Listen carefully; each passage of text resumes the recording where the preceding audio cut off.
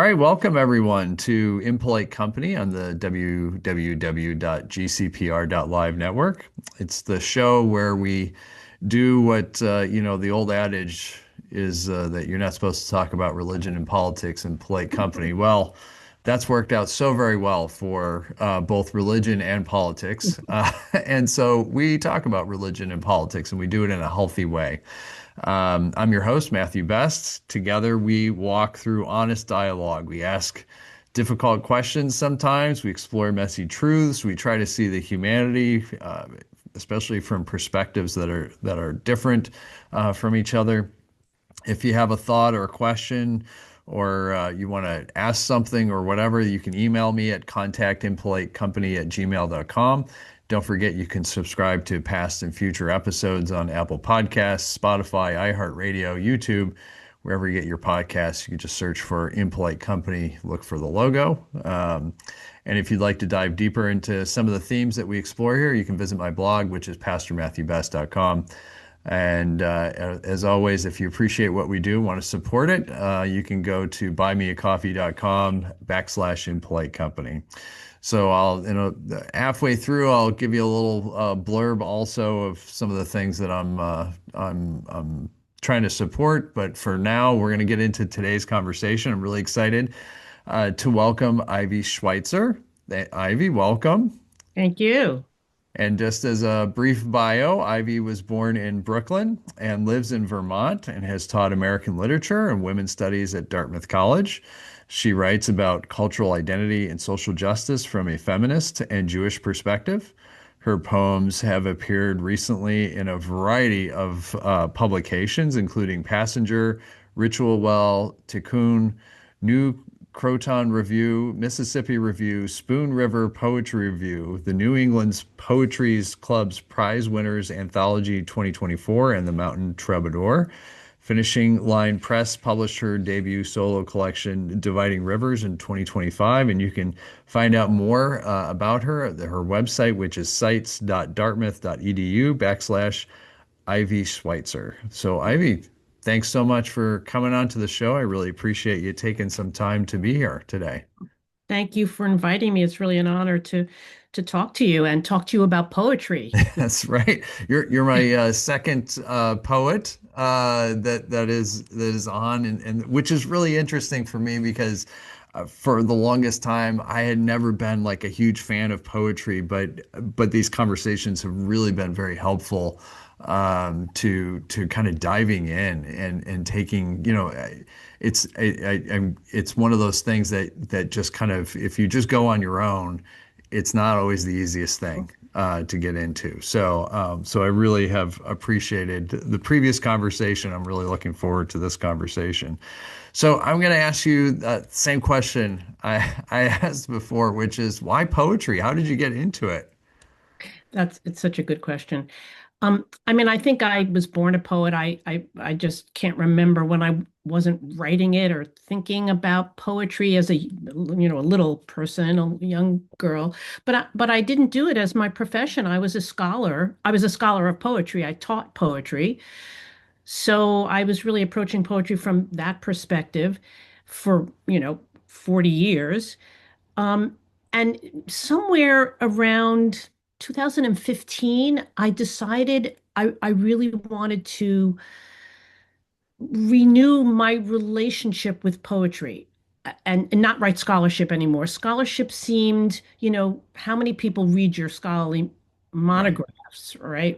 And I thought my work was really interesting. I wrote about friendship. Actually, my my academic specialty is early American literature. I know more about the Puritans Oh, than most people oh, do. and I'm going to stop you right there because I have an interesting relationship with the Puritans. As a Lutheran pastor, I am not a fan Of of the course. Puritans. Yes, So of like, I've course. talked about that before. I'm like, the damn Puritans have screwed up so much of this country. Yeah, people we love to hate. Yeah, No, right.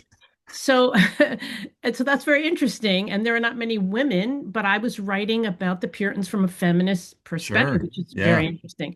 And on the edge of my field, I stopped in the 18th century.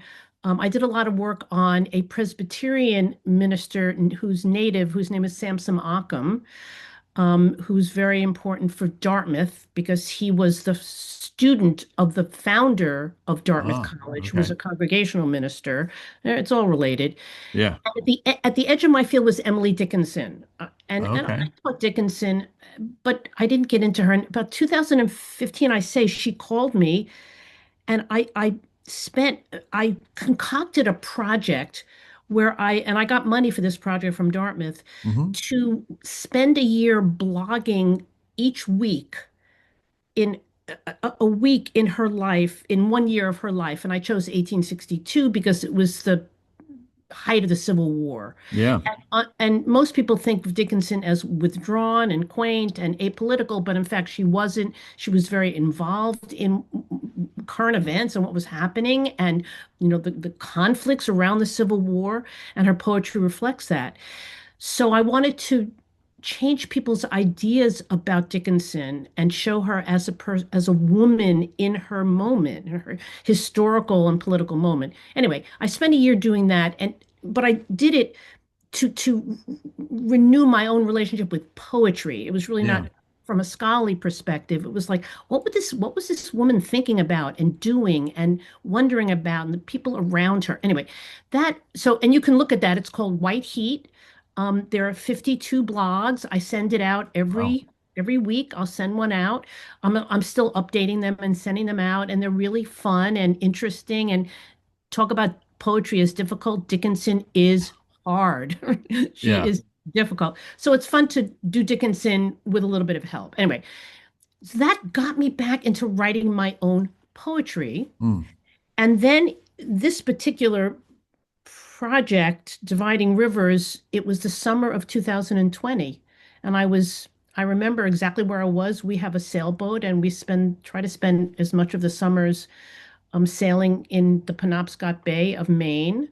My husband was not born in Maine, but grew up in Maine. And I was reading all those books about the Black Lives Matter movement, white Mm. fragility, and my Yeah. grandmother's hands, and how to be an anti-racist, and responding to them. And one night, the poems just started to happen. They did just like the muse visited, and I couldn't say no. When the muse knocks, you answer, Right. and you can't say no. I mean, I know it sounds a little hokey to people who don't experience that, but that's exactly what it's like. The Yeah. muse comes and she says, "This is what is you're doing now." And I remember getting up in the middle of the night. I was on a boat, living, in the Uh-huh. V berth, kind of getting my computer out and typing into my computer these poems, several of which are in this volume, Dividing Rivers. So that was 2020. Okay. Why poetry? People read this book and said, "Oh, you're talking about racism and whiteness and its politics, and poetry is not appropriate." But poetry is the place where risk is the oxygen of poetry. Taking Mm. risks, Yeah. opening up new avenues of thinking, of ways of being, of ways of seeing. That to me, so that's what made poetry appropriate to me for this particular project. Yeah. Um, and I just, I felt called to do it. I don't know how else to really say it. Yeah. Oh, I get that. This is one of those things as someone who's a writer also, I, when you're talking about, when the muse calls, you sit down and write because otherwise it doesn't go away, right? It Or just it hounds goes you. away, or it goes away, and then you can't get that Right. inspiration again, right? Right. And you've that and that's the bigger fear, Yeah. actually, right? I mean, because you got that moment. I know I'm a runner. And oftentimes, like things will come to me as I'm running. Mhm. And then the challenge is, oh, I still have 3 miles till I get home. Am I going to be able to hold on to that until I get back? Well, Um, I'm a runner too, yeah, and here and it's kind of like walking meditation in yeah, some way. What I do, and my second manuscript of poems, which I hope I get to talk about because it's on a specifically religious subject, yeah. I'm rewriting the book of Genesis from Ooh. Eve's point of view. Oh, From wow. and these poems also came to me, and I would take my phone out and I would talk them into my phone. So Yeah, as I'm running or walking, I will have my voice memo on and I'm yeah, recording, and I will record the poems. So that's yeah, how I yeah. do it. Because There the you go. same thing happens to me when your body is occupied. Yep. The mind is free to really access that Right. unconscious stuff that's roiling around. So, right, Yeah. yeah. So I want to ask you about the title. Where's the title? What's the inspiration for the title? Right. Well, there's a few poems. There's one poem called Dividing River, which takes Hmm. place in my local town where I live in, a small town, rural town in, well, not rural, small town in Vermont. And it's about my daughter encountering anti-Semitism when she Mm. was in middle school. And it was, I don't, it wasn't intentional. It was painful, but it wasn't intentional. And and in the poem, that poem is right at the middle of the volume, and it's the mother figure, me, the mother figure, realizing or comparing the kind of uh, it's like microaggression, the kind of unconscious anti-Semitism that the little girl experiences that the parents have to explain to her. And I compare it to the Connecticut River because Mm. our town is right on the Connecticut River and we're on the Vermont side, which we Okay. chose to be on the Vermont side lo these many years ago so we could vote for Bernie Sanders when we Okay. first got here, who's not a Brooklynite. I'm from Brooklyn. He's Bronx. But anyway, Uh-huh. and both work. Dartmouth College is on the New Hampshire side. Hmm. So we are kind of interstate commuters. My husband also teaches or taught at the college. We're both Okay. retired. Um, and so what you learn about that river is the geology of Vermont and New Hampshire is really, really different. One is Yeah. granite and one is Yep. marble. Yep. So that river became a kind of image for the what separates us, what seems ineluctable, what Yeah. seems geologic, what seems archaic, Yeah. these differences. Um, and by the end of the volume, so that becomes an image, there's a poem in which the dividing river really becomes a form of transport and a form of connection. I try to end it on a kind of, yeah, a kind of a Yeah. happy note, um, where the world is saying to the speaker, here's the place to cross over. So it Yeah. kind of ends with, well, we're separated, and here are these rivers, but the rivers can also be a form of transport. We can be bridges, we can find bridges, or how do we find bridges? How do we build bridges across the divide? So I think what I'm trying to say in that title is we can't erase the rivers. We can't Yeah. erase our differences. We're all different from each other, Right. White Right. people are all different from each other. Black people Right. are all different from each other. We can't erase them. That is a fact. So how do we find ways to negotiate that and cross over and make connections and find common ground? So I think that's, you know what I mean? Yeah. So the image is supposed to be both positive and you know what I'm saying? Positive Oh, and negative. absolutely. Yeah. I, Yeah. I think, and this is probably something for, I can almost, I feel comfortable in saying that regardless of where people are from, there are so many rivers. And I have yet to find someone who doesn't have some kind, like the waterway has not impacted in exactly what you're talking about. Right. So I'm from outside of Rochester, New York. And so it was the east side of the city versus the west side of the city. Mm, And the difference is because the Genesee River runs mm, directly through the city. And it's a real divide that happens. I live in Carlisle, Pennsylvania. I work in Harrisburg. The Susquehanna River runs in mm, between those, to the point that when I came here and I learned a little bit of the history, they call them the East Shore and the West Shore, which I always thought rivers don't have shores, but mm. East Bank and West Bank has different connotations. Uh, and but the back, if you go back several decades, the slang about these shores where there was the white shore and the black shore, Oh, interesting. right? A physical divide Mhm. that Mhm. takes place. And if if for I wasn't from this area and I didn't know that kind of history and everything, and there's still this kind of, whether it's spoken or not, there's still some of this kind of leftover, and that figuring out how to Mhm. traverse across it. I still get questions. Oh, you work over in Harrisburg. And I'm like, yeah, they have these Mhm. wonderful things called bridges now that you can cross and you don't have to wade across the river. Uh, um, but yeah, so I totally get what you're talking about with that geographical sense, and I really appreciate the hopefulness of that as well, and the recognition of, yeah, this stuff exists, and so it's Mhm. not a matter of erasing it. It's a matter of how do we deal with this. That's Mhm. really good. Yeah. And I think that probably gets into the next question that I was going to ask, which I think you partially answered, but maybe you want to expand on, is what do you hope, yeah, that your poems, what kind of impact do you hope for these poems? Mm. Well, you always hope that people read you with an open mind and the poems touch the reader in some way and change the reader in positive ways. That's always the hope.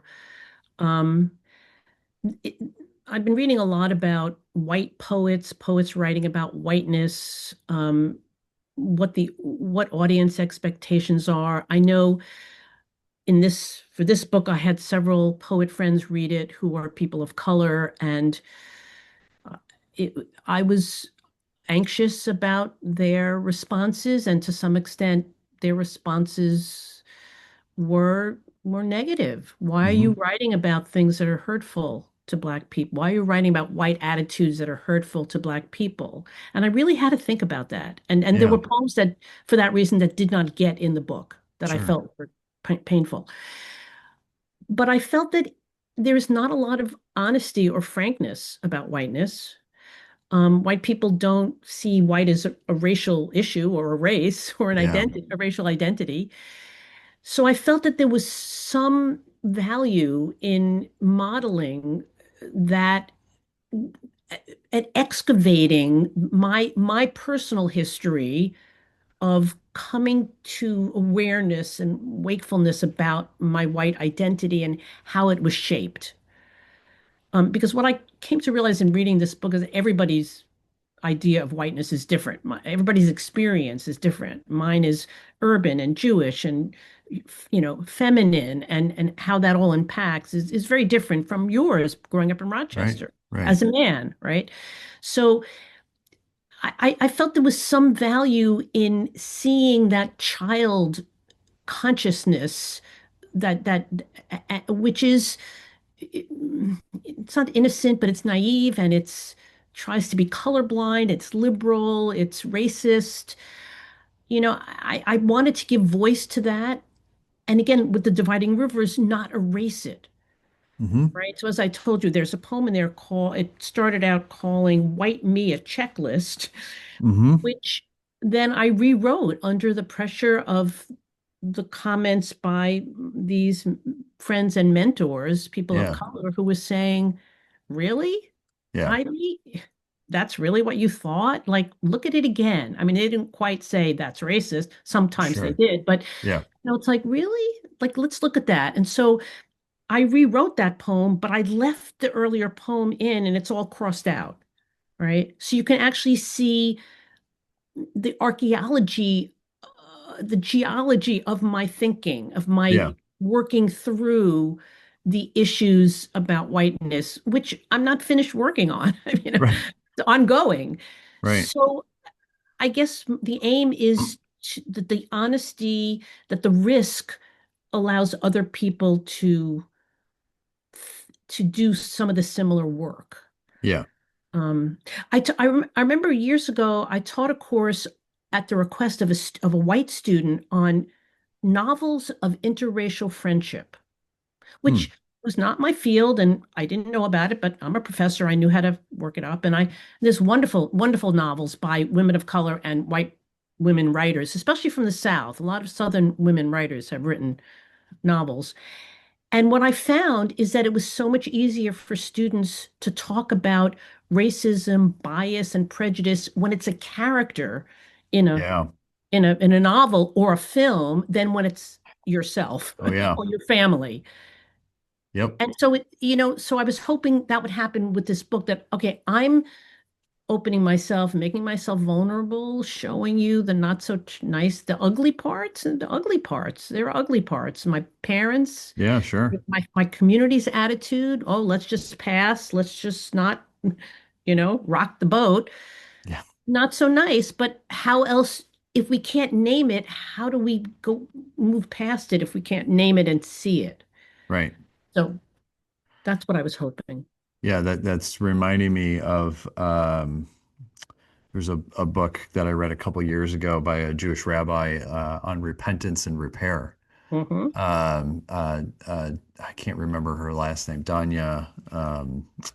I can't remember the last name, but that very notion that you were just talking about of we have to name what the hurt is, we have to name what the actual thing is before we can get to. Otherwise, we're doing the typical. To me, it's a very typical American thing is that we're bypassing the actual pain. We're just, oh, let's Hmm. move on. Let's move on. Oh, that's the past. And we just don't deal with the past ever. Right, right. So I do want to get into some of the poems. And you had given me a list to look at, and I read through those. The first one is Against Sleepwalking.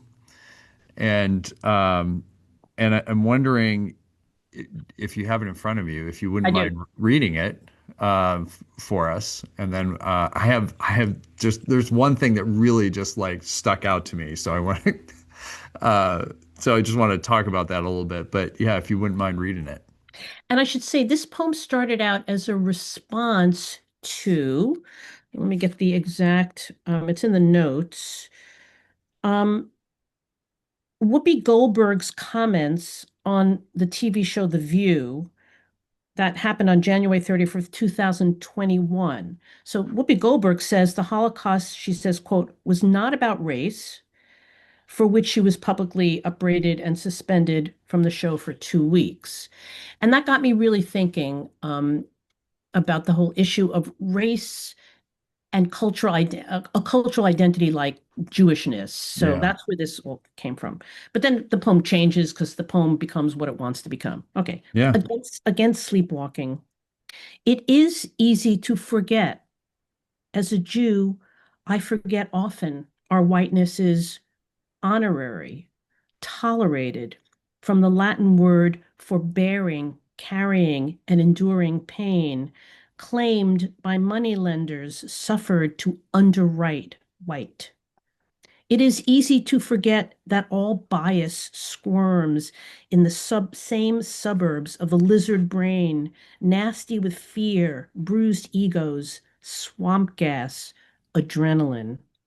It is easy to forget how readily I passed in a scrum of others without the root of light by which to bear, carry, endure until I became what I had passed into. Hmm. You know what really struck me about that.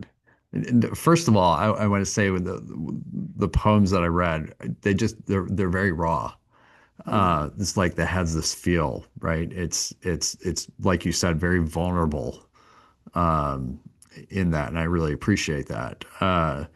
But the statement of whiteness as honorary, honorary whiteness. The book I'm currently reading, and this was great timing because of this. So the book I'm currently reading is called America for Americans. It's the history of xenophobia Mm, in America by Erica Lee, and it's showing the progression of racism, of whiteness, and all that type of stuff, right? Starting all the way back in the colonial period, of the different groups which are I guess the best way to describe it would be discriminated against, Hmm. um, as well as, and then become considered white, Hmm. versus the contrast of the groups that are always trying to be erased. Yes. So it's kind of like this kind of continual progression that takes place is you're either trying to be erased or you're moving in the direction of whiteness. And there's it's how does that happen?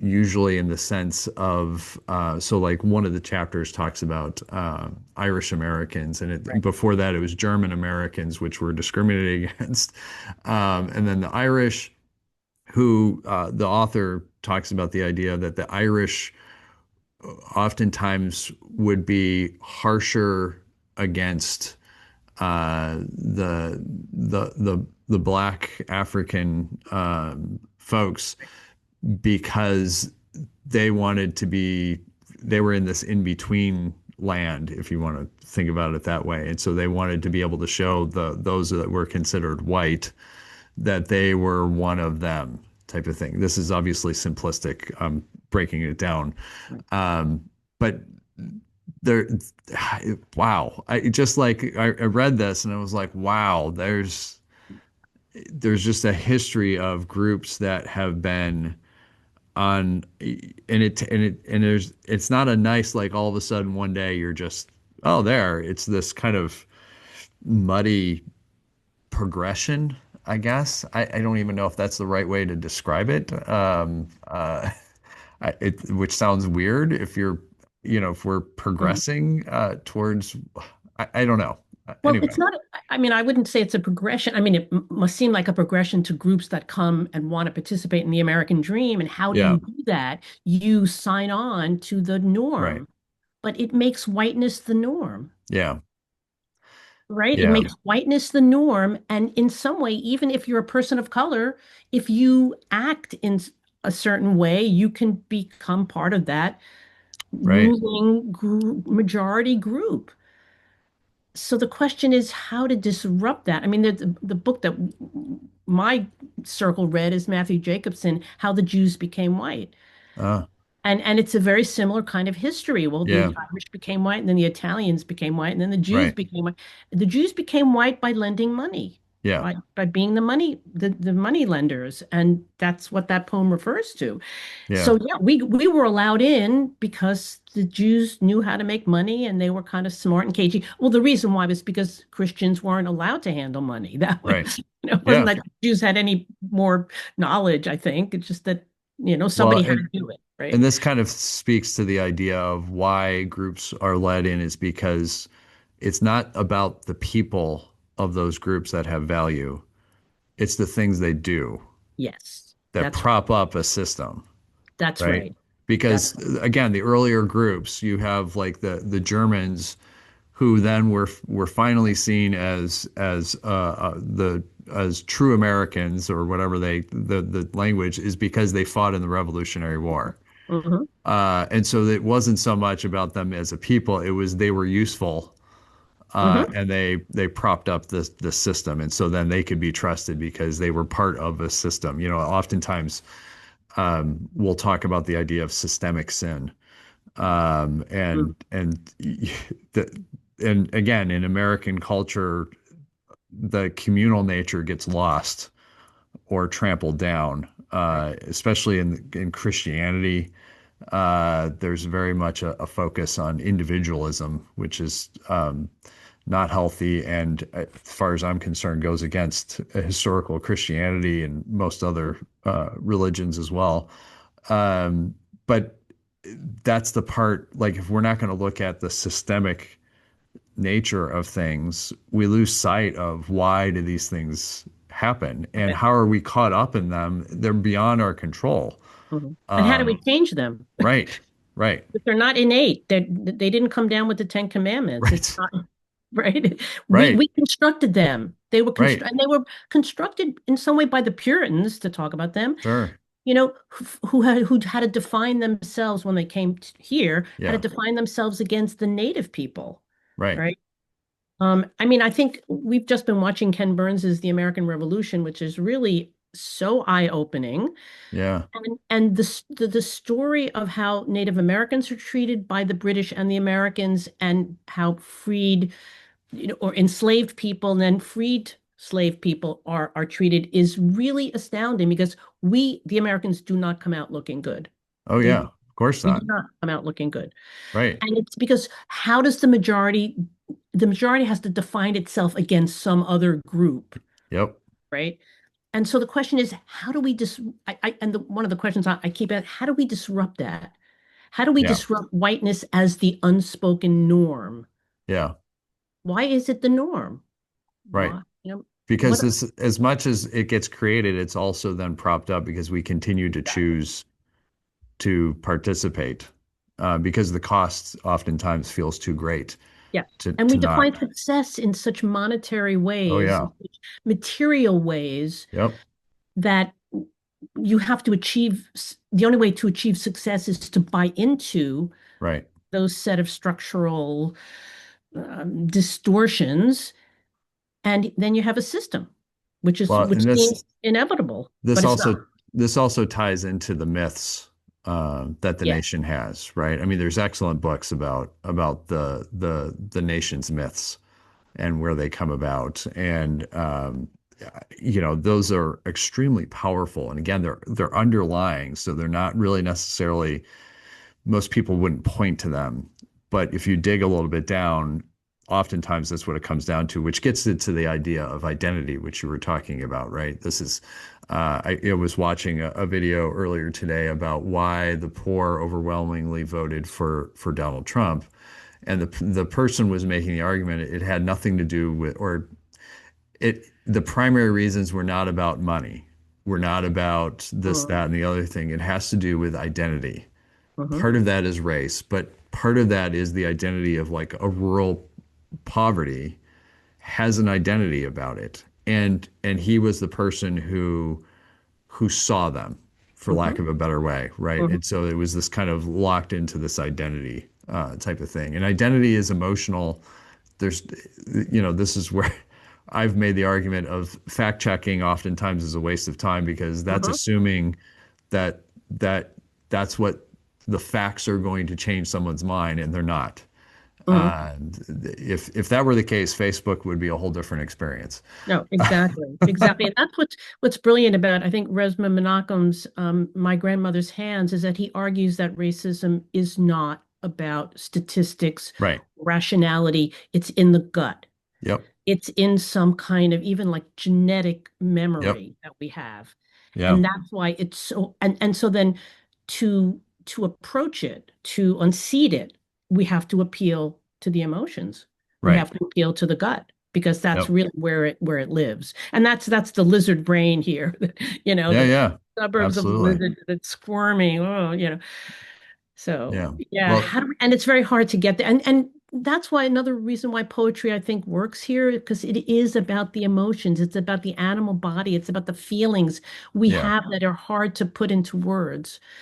Um, Well, and poetry, I know there's rules around poetry, and at the same time, there's a lot of leeway mhm, with it, and you can do things with it that you can't do in other type of narrative or other types of writing. right. So it's beautiful in that. So before we continue, I want to take a brief pause to tell, of course, things about that are close to my heart, places where what I call faith meets action. So the first is Christ Lutheran Church in Harrisburg, Pennsylvania, where I serve as the pastor. And it's more than a congregation, it's also a healing community where we host 3 free health clinics that have welcomed over 100,000 visits since 2018, and they go back about 25 years. And if you want to learn more, if you want to support the healing that goes on, I invite people to go to christharrisburg.org. And if you're in the area, I'm happy to give a tour of the clinics in the church. Otherwise, we're always looking for financial support, prayers, and everything. And we have special projects that go on. It's an incredible thing. Second is the Memorial Blanket Project. Every year, people from all over the country, and in fact, now we get blankets from other places across the world, create blankets and quilts for strangers. And we turn those into a massive art installation that draws attention onto homelessness. We talk about it. We have a podcast to go with it. There's well over 1,000 blankets. The next one is actually going to be on December 21st. So when this is airing, the blanket project is going on. This year it's going to be in Denver, Colorado. You can go to memorialblanket.org and you can find out about that. All the blankets are given away at the end of the night. And finally, if you're wrestling with the heartbreaking issue of gun violence, which is more than an issue, you can check out American Roulette. It's a novel that sparks honest conversation, doesn't offer any answers, because the focus is on seeing the humanity in the midst of this divide that goes on. And all of the proceeds go to organizations that address gun violence. There's also a free audiobook that people can go to if they go to AmericanRouletteBook.com. You can get a free audiobook of American Roulette. The voice actors donated their time for that as well. And we've got other things that we're hopefully going to be able to come out with for that. So American Roulette, you can find that wherever you get good books. So back to the show. All right. Thanks for giving me an opportunity to talk about some things I care about. And one thing you were talking about in the idea of a character, writing a character will oftentimes allow us to talk about things that, right? I mean, that's the idea with American Roulette. Mhm. Mass shootings are too difficult for people to talk about, but a fictional account gives a segue in to talk about a very difficult topic Mhm. and to then say, to see the humanity in that. So I really appreciate what you're talking about that. Um, And I should oh, say, I appreciate your efforts on that in the light of the Bondi Beach, right. um, shooting and Brown University. Yeah. This is just an epidemic that we need to really address. Well, and you know what? I saw a comment. Somebody was commenting on the Marco Rubio, Secretary of State, banning one of the fonts at the State Department, and they said it's amazing how we can quickly ban a font, but we don't take action on gun violence. Mhm. Um, I, Yeah. yeah, And that right. goes way back in our history as well. Oh, It's absolutely, it does. the Right. history of militias, et cetera. So it's very complicated. Yeah. Right, right. I want to see if we could also read. Man, time is just flying through. Because I know you also had some questions you wanted to address. So I want to highlight one additional poem, and it's Do Over, because I Hmm. think this really hits on an important topic. So if you wouldn't mind, give us a little context on that, and also if you would read it, please. Hmm. So this is the third in a longer, there are two series sequences of poems. This one is called Manchester, 1972, and it describes a foreign study visit. It wasn't a program. I went on as an individual to University of Manchester in England, and I spent the year there taking classes at the university. And this is one of the events that happened. I met a man who was at a university near Manchester who was from Guyana, which is considered a kind of West Indian country. I didn't know really any of this until I started writing these poems and started researching all of this. And what I realized is that his mother, and at some point in this relationship with this man who lived in Manchester, was at university there, we went down to, my sister came to visit, my younger sister came to visit, and we went down to stay with his mother who lived in London. And she was really not nice to me. She was very nice to my sister. It was really not nice to me, and I could never figure out why. And there's an earlier poem in which finally I say to him, "Why is she so mean to me?" And he said, "She doesn't like the fact that I have a white girlfriend." Mm. And this was like, I had never thought of this, Yeah, that sure. maybe black people don't like, a black mother doesn't want her black son to have a white girlfriend. So this was just a whole revelation to me, this whole relationship. And this poem, The Do-Over, is addressed to that mother whose name I cannot remember. Sure. This was like 50 years ago. Yeah, yeah. And it's a kind of, and this is a major theme in this book. Can we do things over? Can we do things and have a different end? Can we repair? How do we repair? How do we revise ourselves? How do we make ourselves different? So that's what this poem is asking. So it's called Do-Over. You, Colin's mother, are probably long gone. I am stranded in the third decade of the 21st century, post-racial by some accounts, confronted by my failure of interest in who you were. When your only son arrived at your Brixton flat with a hippie white girl, American no less, you sucked your teeth, gave me the stink eye, a lumbering obstacle to my 1970s study abroad jouissance. Can we have a do-over? Meet at some Soho pop-up and sift through racks searching for the perfect, useless, what you call frock, or stroll into the Shoreditch face bar, redolent with aspiration, where you could achieve the best you and I could achieve the best me, perceiving each other through the grift of newness, sipping mineral water laced with lime. Who would serve us? Edgy artists of the articulate brow, or immigrants from yet another wave doing mani-pedis, blurry photos of distant loved ones tacked on the walls? Would you be willing to forgive my obtuseness? Could we untangle the scripts we played into and out? Is it naive to think I could select a rich shade of coral lipstick to complement your skin tone, and it would mean only that?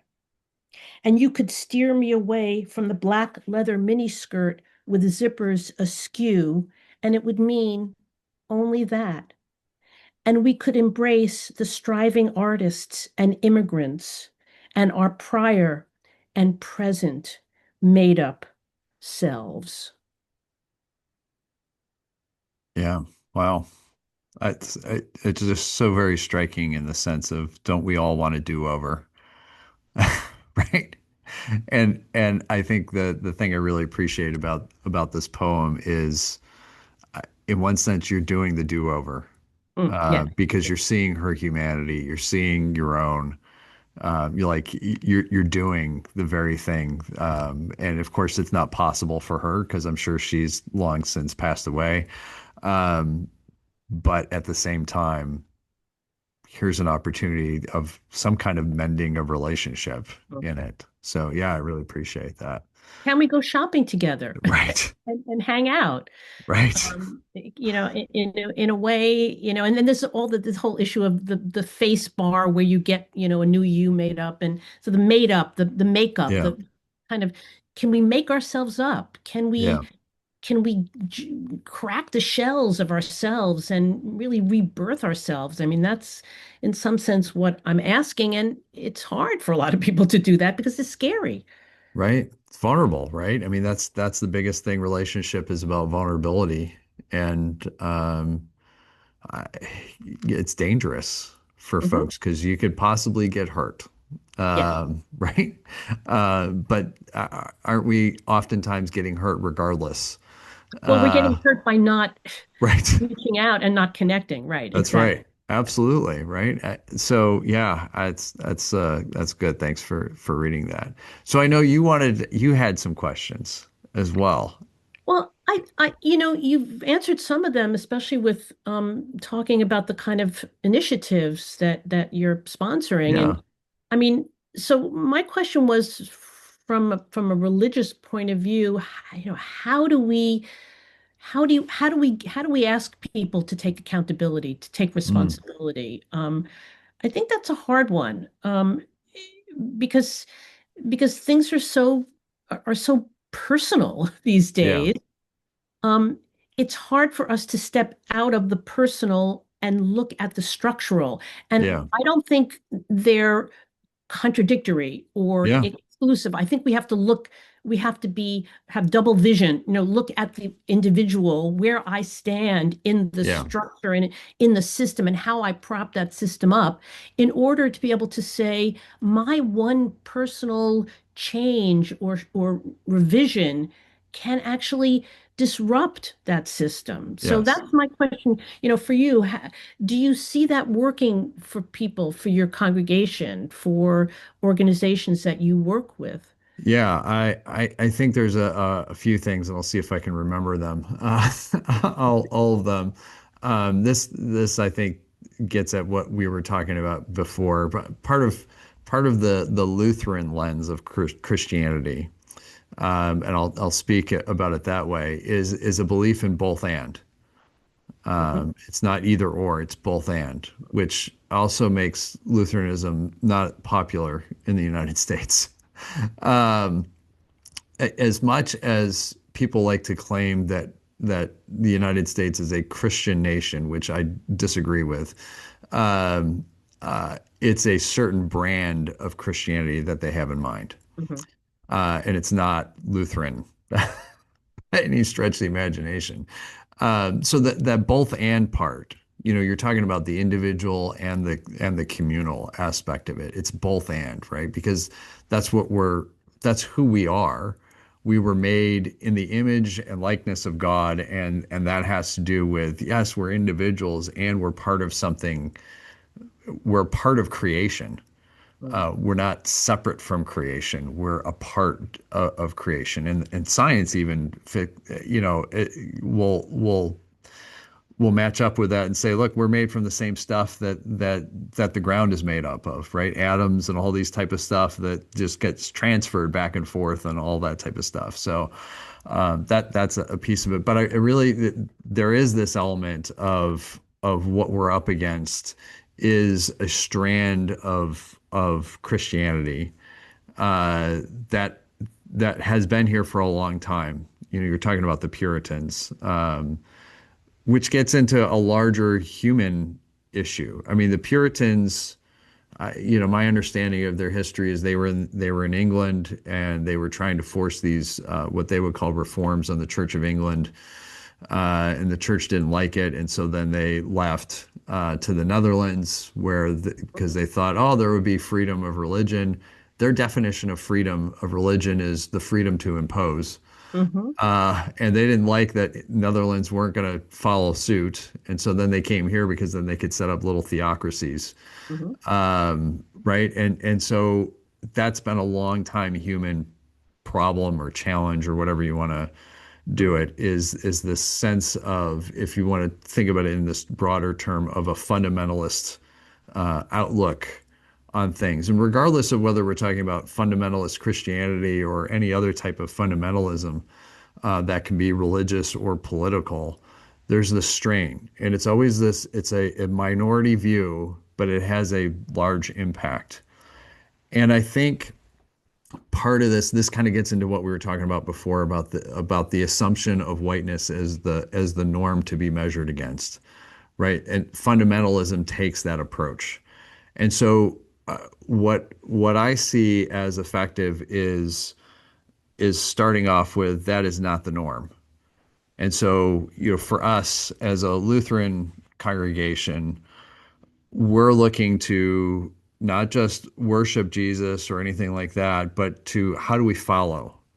How do we live into the things that he taught? mhm, Which there's a whole lot, for me, I always talk about when he was talking about the kingdom of heaven, he's talking about shalom, the very notion of shalom, wholeness, right relationship, all of that kind of in there. And so how do we live into that? And so it's not a matter of fighting with the fundamentalist outlook, because that's never going to it's never going to succeed. We talked about this before of the notion that I can't change someone else's mind. When I look at scripture, regardless of whether I'm looking at the Hebrew scriptures or the Greek New Testament, I, I see God is always invitational. Hmm. God is always invitational, and that's how things change. And so this gets into what is it? It's there's another book that I read recently called How Minds Change. Hmm. Excellent, excellent book, and it's the science and kind of the sociology behind how minds change, not how to change minds, how minds change. And example after example of all of these have to do with, again, it's not about fact checking, it's not about trying to convince or anything like that. It's about seeing the humanity in the other. And so that means listening, and that means asking questions. As much as we may not want to hear what somebody has to say, can we see their humanity? Because if we can see their humanity, we have a better chance of seeing our own. And we can then see how are we more similar than we are different, kind of crossing that river, that divided river. And then also then humanizing, right? So it's getting away from whatever, like, we have all these social issues that become debates. So it's kind of the same thing. The reason why American Roulette was written is this was in response to a mass shooting Hmm. that happened that I did not have any personal connection to. But it was the response that bothered me. That I'd seen, we'd seen a million times, right? We get a shooting, we get some politicians that offer thoughts and prayers, which as a pastor feels like a form of blasphemy, because we're just, this is an excuse to not do anything. And then people talk past each other with their preferred statistics, and then nothing happens. Hmm. And right. And so then I thought, well, what's missing here is the humanity. Hmm. We're never going to deal with this unless we see the humanity of not only the victims, but the perpetrator and the community and the responders and all of it. Because then when we see the humanity, when it's enfleshed, it's no longer an abstract issue. Right. And That's right. it's That's messy. the key. That's the key. It's Right. it's enfleshed, it's messy, it's complicated. There aren't nice, easy answers. And when that happens, well, then guess what? Now we have to be together Right. Right. because there aren't nice, easy answers for Right. these things, right? Yeah. Like banning all the guns is not an answer, honestly, and it doesn't work for everywhere. Like I've been out to ranches in South Dakota. Well, in order to protect yourself, you need to have a firearm from dangerous animals. So like, it's not as simple as like that, that type of thing. But there are things that, gosh, can we at least do something to move forward? I mean, a Mhm. lot of other places have figured out how to deal with this. Right. Yeah. Yeah. I don't know if I Well, answered your question or no, not, no, but no. And that's really good. And I was wondering, I'd love to kind of end with a poem that I yeah, think responds to that and brings it together, if I can. Is yeah, that please. it's called In My Name. Um, it's the next to the last poem. It started out as not in my name, and it was a poem about Gaza and Israel and how upsetting that is all to me. Yeah. But it ended up going in another direction. But I think it answers in response to some of the things you're saying. So in my name, plush on tongues that first called me my name's Yiddish endearment, Ivola. Sometimes even more intimate, just I, low and long in the mouth. I call to fish sticks and creamed corn. I call to have her headstrong hair brushed. So frequent, whenever grade school teachers uttered the word I snapped to attention, clung to that odd plant name through sneering serenades of the late 50s hit Poison Ivy. You're gonna need an ocean, bop, doo-wop of calamine lotion. Bristled hearing it on another, seeing it signed on paper money by the second woman U.S. Treasurer. Names answering a sacramental call necessary for exorcism or blessing. Grown years later, meeting a person of the same name who presented black and male and not green at all, who hailed me mouthing our name, Riley, gingerly, like twins separated at birth, like he'd already spied me bare-assed, fate or mothers having plucked the same image of vine and twining for this male outwardly so not me, my singularity cracked Mm. in half, broke me open. But he inhabited us so well, I felt my eye doubling like dough, kneaded, punched down, and finally proofed. Nice. Yeah. So that's seeing the humanity, and it has to do, of course, it's the play on the names, Right. right? Right. Ivy, it's such a funny name. Yeah. Uh, and it was so startling to meet this person and Right. Of what course.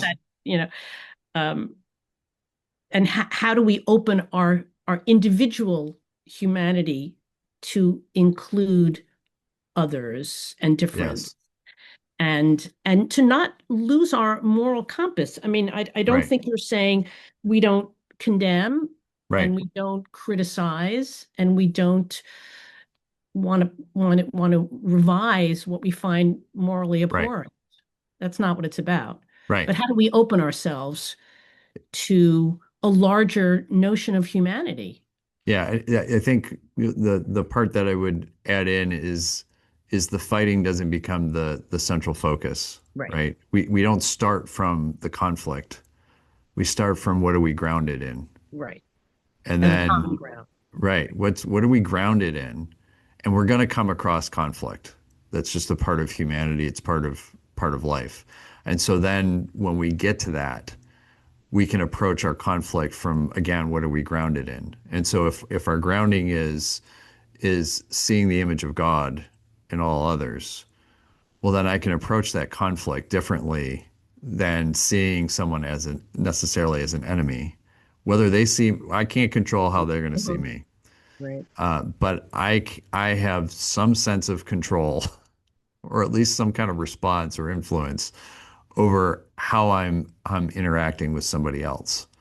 Because oftentimes conflict ends up being really more of a projection and more of somebody has an idea about someone else. And so wanting to get that response in order to confirm their belief, Hmm. if that makes sense. Yep.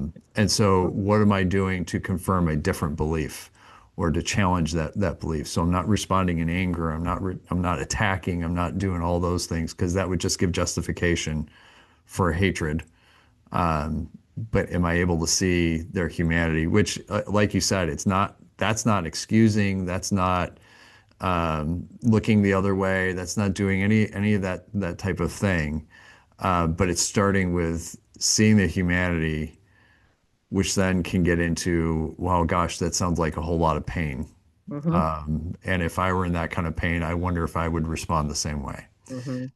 That's just one thing. Well, I love to keep going, but unfortunately, we're at the end of our hour. So Ivy, thank you so much for coming on. If people want to find this book of poetry, where can they find it? It's got a great cover too. I love the cover. Yes, Finishing Line Press. They can find it and they can order it. Just type in Ivy Schweitzer or Dividing Rivers. And also, you can learn a lot more about what I do and what I've written from my author page, which again, just type in my name and it comes up through my Dartmouth email, my Dartmouth website, I should say.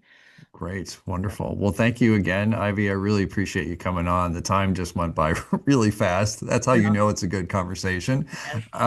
And for everyone else, I will see you all soon. I hope everyone has a wonderful holiday season, and we'll talk to you later. Thank you.